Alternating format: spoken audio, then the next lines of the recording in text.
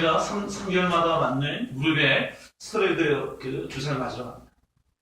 이 주사를 맞으면 제가 이제 연고였기 때문에 그 맞지 않으면 이렇게 걷지 못하는데 그 맞으러 갔을 때 맞고 내려오다가 제가 3개월 뒤에 어포인을 못해가지고 엘리베이터에서 다시 올라가려고 다시 4층을 누를 때 사람들이 5명이 탔습니다. 타고 문이 닫혔는데 엘리베이터가 조금 올라가다가 툭 떨어지는 거예요. 3번이겠지 생각했는데 그게 올라가다 툭 떨어지고 올라가다 툭 떨어져가지고 올라가지가 않는 거예요. 근데 이제 다 환자들이잖아요. 근데 그 가운데에 그래서 비상벨을 눌러도 아무 대답이 없고 전화를 해도 울리지 않고 그래서 이게 한 뭐라고 그때는 보통 이런 데 각가지 영화에 나오는 다이하드 뭐 이런 영화 막 연상이 됩니다.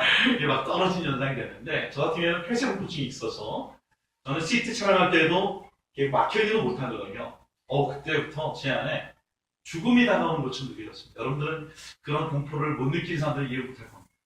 정말 숨이 막히고 진땀이 나고 어떻게 할지 모르는 제가 제일 젊은 사람인데 그 공간에서 내가 어떻게 해야 될지 모르겠네요. 정말 그 생각하면 지금도 이렇게 막 숨이 막히죠.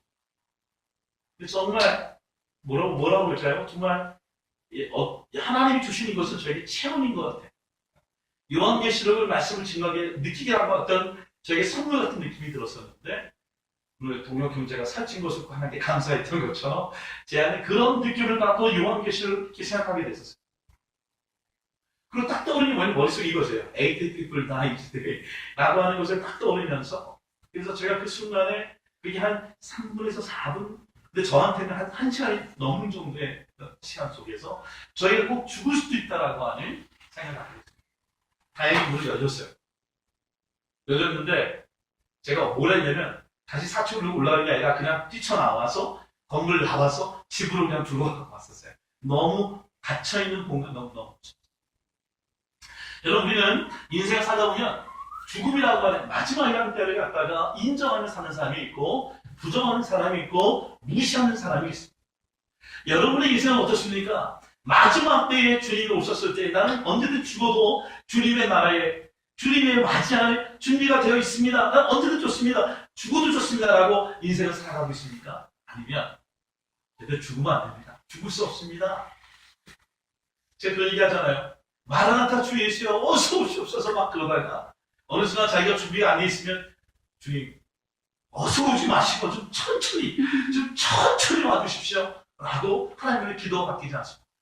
100배 때 제가 물어봤어요. 도지사님 죽을 준비 되었습니까? 지금 당장 죽어야 되니까 예 청구할 수 있습니다. 그랬더니 정원 지사님이 아시나 정원 지사님 죽을 수 있습니까? 지금도 죽을 수 있습니까? 그랬더니 저는 못 죽어요. 왜요? 자식 새끼들 때문에. 그게 감동이에요. 자식 새끼들. 그렇죠. 못 죽죠. 여러분, 우리는 좀 세상의 마지막 때를 긴장할 필요가 있습니다. 요한계시를 보면서 적어도 우리는 곧 오늘 내가 이 세상에 이 마지막 날을 생각하면서 살 필요가 있습니다. 그래서 가게를 개업하는 것, 직장을 새로 얻는 것, 아니 우리가 갖고 있는 계획을 하고 있는 모든 것들을 마치 마태복음의 말씀처럼 내일은 내일 걱정하고 오늘 하루 우리에게 주신 것을 좋게 감사하며 여기며 살아갈 만한 그러한 자세가 필요할 수 있다는 것입니다. 오늘 성경에 보면 참 부끄러운 인물들이 등장합니다. 오늘 성경의 15절부터 10절 보니까 7종류의 인간들이 성경에서 소개되고 있습니다. 땅의 임금, 왕족, 장군, 그리고 부자, 강한 자, 종, 자유인 7명의 종들이 마지막 때를 맞이하는 모습이 성경에 나옵니다. 근데 그들이 어떻게 하느냐? 그들이 마지막을 맞이하는 준비라서 어떠냐면 굴과 산들의 바위 뒤에 숨어 있습니다. 그리고 산들과 바다의 바위 위에 말하되 우리 위에 떨어져 보좌에 앉으신 이에 얼굴에서와 그 어린 양의 진노에서 우리를 가리라 라고 얘기하고 있습니다. 그날 하나님이 뭐냐면 그들의 진노의 큰 날이 이르렀으니 누가 능히 서리요 라고 얘기하면서 요한이 소개하고 있습니다. 여러분 마지막 때가 되면요 여기 한 명도 남아있을 자가 없습니다. 그 진노와 심판을 피할 자가 어디 있겠습니까? 피할 곳이 없는데 그는 불과 살에 숨어 있으면서 주님의 어린 양의 진노의 우리를 가리우라 라고 외치고 있다는 것입니다. 성경은 뭐라고 얘기하죠? Who can stand? 누가 어떻게 서 있을 수 있느냐 라고 얘기하는 거죠. 성경에 보면 누가 능히 서 있으란 얘기가 여기 말고도 두 번에 걸쳐서 나옵니다. 말라기 3장 2절 보면 말라기서의 맨 마지막에 그가 임하시는 날을 누가 능히 당하며 그가 나타날 때에 누가 능히 서리요? 라고 얘기하시면서 그는 금을 연다는 자의 불과 표박하는 자의 전무가 같을 것이다 라고 얘기하며 아무도 견딜 자가 없다고 얘기합니다. 3회상 6절 2절 보면 베스레스의 아주 소외처럼 법궤를 빼앗겼을 때에 블레셋산에 어떤 일이 생깁니까? 모든 종양으로 인해서 나라가 쑥대밭이 됩니다. 그때 뭐라고 얘기하면 베스레바 사람들이 이르되 이 거룩하신 하나님 여호와 앞에 누가 능히 서리요? 라고 얘기하면서 결국 법궤를 이스라엘로 옮겨주는 사건을 보게 됩니다. 여러분, 오늘 죽어도 오늘 주님이 오셨을 때에 난 언제든 죽어도 좋습니다 라고 이렇게 자신있게 주님의 날을 기다리고 있습니까? 기성경제가 오늘 인사를 마라나타 마라나타 얘기하는데 우리 정말 주님이 곧 오시기를 기대하고 있습니까? 오늘 성경을 좀 이해하기 위해 제가 그림을 하나 좀 도표를 만들었는데요. 오늘 여기 나오는 요한계시록 6장은요. 우리가 잘 알고 있는 세 번의 큰 심판이 있습니다. 하나는 인이라고 하는, 두루마리 인이라고 하는 심판이 있고, 두 번째는 나팔이라고 하는 심판이 있고, 세 번째는 대접이라고 하는 심판이 있습니다. 이 심판은 사실 따로따로 되어 있는 게 아니고 어떤 사람은 그것이 시간적으로 연결되어 있다라고 얘기하기도 하고 어떤 사람은 그것이 적쳐져 있는 같은 곳이 묶여 있다라고 얘기하는데 이 그림이 가장 성경에 나와서 편하게 이해되는 것들이고 뭐냐면 첫 번째부터 여섯 번째 인간 일이 끝나면 일곱째 인의 얘기를 소개될 때에 나팔의 재앙이 일곱 개가 나옵니다. 나팔의 일곱 개째가 끝날 때 여섯째 이것 때는 일곱 대조에 대한 재앙이 소개되고 있습니다. 그래서 연결되어 있는 그림을 봅니다. 오늘 본문의 내용을 조금 더 찾아보면 일곱 인의 재앙이 나옵니다.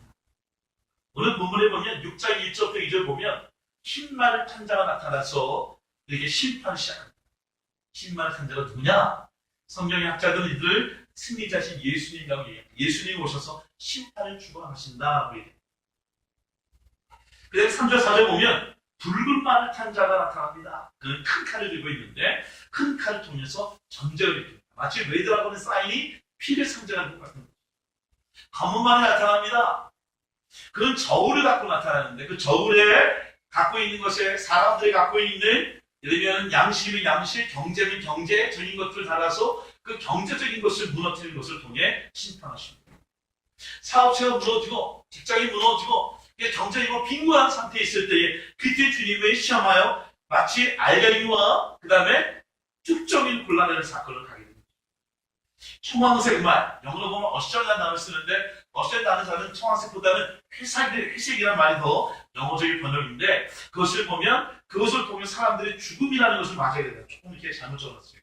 칠 때.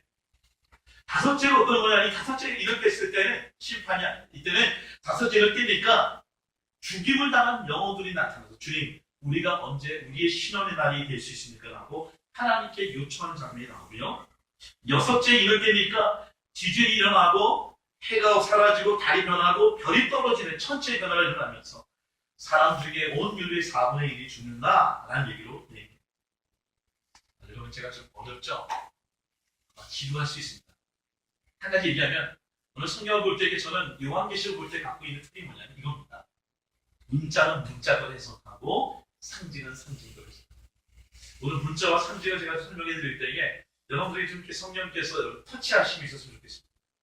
기도할 수도 있고 그리고 딱딱할 수도 있지만 오늘 이 말씀이 요한계시록을 확 뚫을 수 있는 그런 시간이었으면 좋겠습니다. 여러분 제가 이 말씀 속에 오늘 본문에 나오는 1절, 2절의 말씀을 여러분 함께 정말 중요한 포인트로 소개하고 싶습니다. 한번 1절, 2절 같이 한번 읽었으면 좋겠습니다. 같이 읽겠습니다. 시작!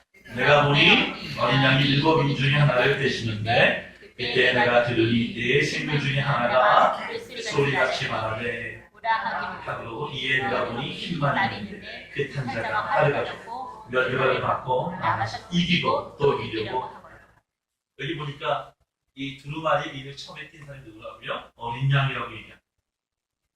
그분은 어떤 겁니까? 활을 가지고 있고요. 멸류관을 갖고 있고요. 그다음에 뭐라고 합니까? 이미 이기셨고 또 이기실 것이라고 말씀하고 있습니다. 여러분 두루마리에 있는 이 심판이라고 하는 이 인을 떼는 사람이 누구냐가 얼마나 중요한지 아십니까? 우리가 감사할 것은 어차피 마지막 때에 죄와 심판이 있을 때에 그 일을 끼는 사람이 사탄이나 또는 사망이나 또는 공죄와 악한 권세를 띠는 것이 아니라 우리를 구원해 주신 예수 그리스도께서 심판자의 곳에 일을 띠는 것을 우리가 감사할 수 있는 아침이 되어야 할 것입니다. 요한계시록 5장 1절부터 7절 보면 뭐라고 얘기했냐면 5장에 성부 하나님이 두루마리 갖고 있을 때에 아무도 뛸 자가 없어서 받을 자가 없어서 요한이 뭐라 하냐면 내가 크게 울었다라고 얘기합니다. 아무 뛸 자가 없는 거예요.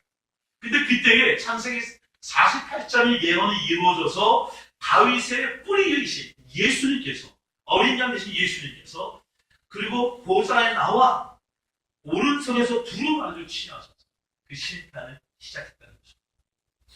여러분들이 감동이 안 되면 두 가지 설명하면 좋을 것 같아요. 우리 아들이 축구할 때에 축구를 참 어렸을 때 참 제법 잘했습니다. 근데 제법 잘하니까 다리가 짧아지는 게 아니라 애들이 이제 배경이 크니까 참 이렇게 어려운 거예요. 근데 어느 날 저희가 당당한 거예요. 그러니까 축구 경기 잘하는 걸 보니까 친구 아버지가 심판으로 그런 레프를 띄는 거예요. 그러니까 친구 아버지가 레프를 띄니까 애가 편안한지 공부를 막 잘 쳐요. 그러다가 이제 친구 아버지 없어지면 얘기하니까 저한테 아빠가 이 클럽에 오셔서 심판이 좀 되달라고 요즘 그런 것 같아요. 근데 제가 그걸 거절하기 시작하니까 후회가 되는데 아빠가 심판이 되면 그 축구 경기가 든든한 걸 아마 느끼는 거예요. 여러분 이 심판이 나 혼자 이렇게 고독하게 받는 거라면 굉장히 괴롭고 고통스럽지만 사실은 이 심판을 먼저 누가 당하셨냐? 우리 주 예수 그리스도께서 십자가에 달려 죽으심으로 말미암아 저와 여러분의 죄를 해결해 주시고 그 사망에서 우리를 구원해 주셨던 분이시기 때문에 그분 이 심판도 우리를 죽이기 위해서 오시는 것이 아니라 우리를 살리기 위해 우리를 구별하기 위해 우리를 알곡을 하나님께서 뽑아내기 위해서 이 마지막 때 심판의 주관자로 오셨다는 것입니다. 여러분 생각해 보십시오. 이시건 목사님이라는 분이 이런 얘기를 합니다. 예수가 심판자라는 사실은 종말에 대한 모든 믿음과 그리스도의 모든 태도를 희망의 전망 안에 세우게 됩니다. 멋있지 않습니까? 최후의 심판은 하나님으로부터 기대할 수 있는 마지막 일이 아니다. 마지막 이전의 일이 최후의 심판. 마지막 일은 하나님의 나라와 모든 사물의 새 창조의 일이 됩니다. 중요한 일을 하나 더 합니다. 새로운 창조는 오직 심판과 파괴를 통해서만 일어납니다. 새 사람이 탄생하기 위해서는 옛 사람이 죽어야 합니다. 공의로운 세계가 오기 위해서는 불의한 세계가 극복되어야 한다. 여러분 우리가 새 사람 되기 위해서는 전제가 뭐냐면 우리가 먼저 옛 사람이 죽어야지만 새 사람을 더 입는 것처럼 이 세상에 있는 마치 소돔과 고모라가 그 죄악에 있던 세상이 불에 다 없어져야지만 하나님의 세상이라는 것들을 다시 창조할 수 있는 거죠. 노아의 홍수 때에 하나님의 아들과 세상의 딸들이 서로 하여서 죄를 졌을 때에 홍수를 말미암아 심판이 있어야지만 노아의 자녀를 통하여 하나님의 나라 만들어지는 것처럼 이 마지막 때의 죄악에 있는 이 세상을 하나님을 심판하시고 다시 창세기에 나오는 그 에덴 동산과 같은 새 하늘과 새 땅을 이곳에 만들기를 원하고 계시는 겁니다. 여러분 성경의 힘을 쓰고 나갑니까? 징계를 당하고 그리고 하나님께 채찍을 주시는 것이 이것은 자기의 아들이기 때문에 자식이기 때문에 사랑으로 말미암아 디서플린 하기 위한 것인 것처럼 오늘 우리에게 심판을 주시는 것은 우리를 죽이게 한 것이 아니라 새 하늘과 새 땅을 통하여 우리의 예배가 회복이 되고 영이 회복이 되고 구원을 이루기 위한 하나님의 계획 속에 이것을 이루어 준다는 것입니다.